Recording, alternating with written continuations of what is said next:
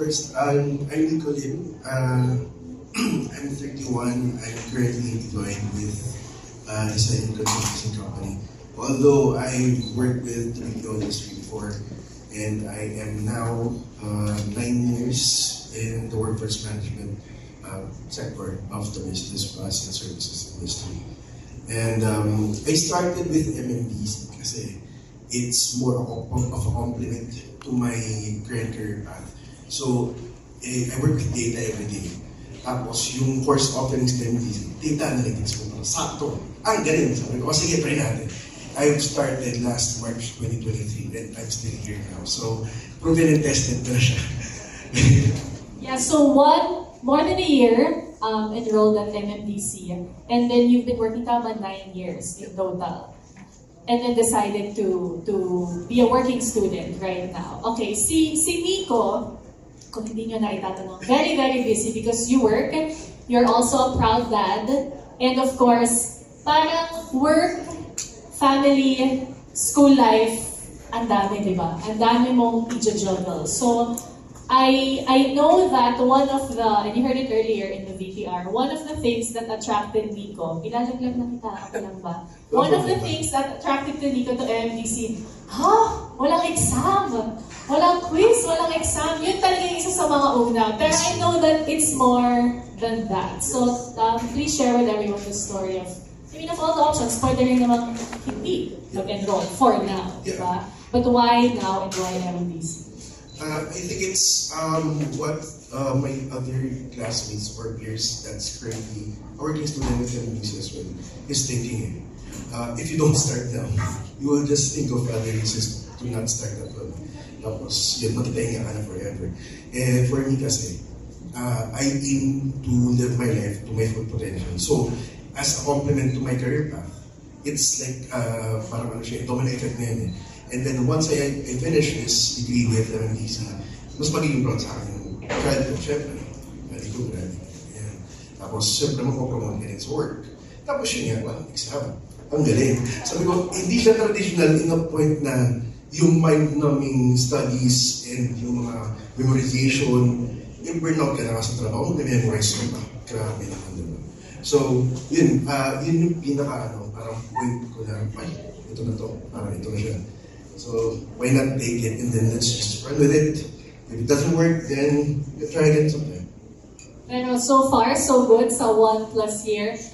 I guess if I'm someone who's working right now who wants to study, or someone who's studying, but then I want to find a flexible way to study para I can work while studying, whichever of the two it is.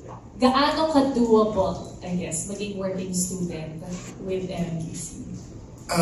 That definitely depends. It all depends. On time management. Not necessarily time management is yung responsibilities mo. Kasi tayo, magkakaiba tayo responsibilities sa work, sa home, and syempre natin pa ng school on top of those two. So kapag meron ka ng magandang relationship dun sa work mo, you can always ask them, if I could study, then that's okay na, diba? And then, if meron ka namang nanny for your kid, then that's also a good thing. Pero then, syempre, dapat ang pa rin. So, it all boils down to, ika-categorize mo eh. So, if you are able to successfully find the perfect fit for all 3 puzzle pieces, you're good to go. So, I can't really say for certain, for everybody who's planning to study in MMDC, that it always works. Because it doesn't really, there's no perfect world. So it's just up to you how you adjust and how you manage your resources, your time, and others that's pertaining to your progressive life.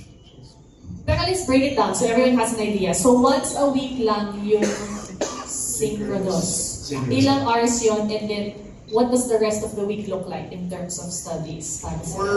For each subject, in each week, there's only 1.5 hours of discussions. And the rest of the days is going to be asynchronous wherein yung learning materials, ikaw yung mag-work. Kasi sa MMDC, yung mentor is just to guide you. Right. Hindi ka niya i-feed, spoon-feed. Kasi traditional ka rin spoon-feeding technically eh. So dito, since ano siya, parang transformative way of academics, it's up to the student if he or she really wants to learn. Yeah. Kasi you're given the you're given the information. It's up to you to digest. If you can't, then you try again sometime. May nag-enroll ka eh. Diba? Pero yun nga, sorry, I digress. If in any case na hindi ka na sa 1.5 hours, hindi mo siya, parang yung guidance ng mentor o ng prof mo is very blurry for your point of view. So, let's say, galing ka ng work. You can always schedule a mentoring session with him or her, then mas ma-deep dive yung topic niyo for that week, and then you're good to go. So, ayun siya. Tapos, yun nga, it's up to the student to choose how much he or she can take for the term.